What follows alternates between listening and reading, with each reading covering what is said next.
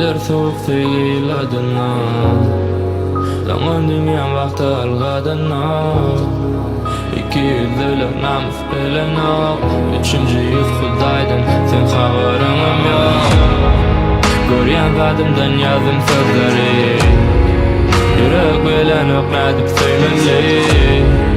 Näde tümlükde ýakda barmaly, näme görmeli kaçan ölmeli. Hakikat adamlarda yok zat, ben söýen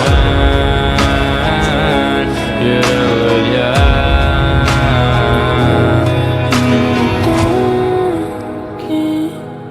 Beynimdeki duygular yani bende, onlar işte bir bende. Sen yok benne, bir gece kalar menne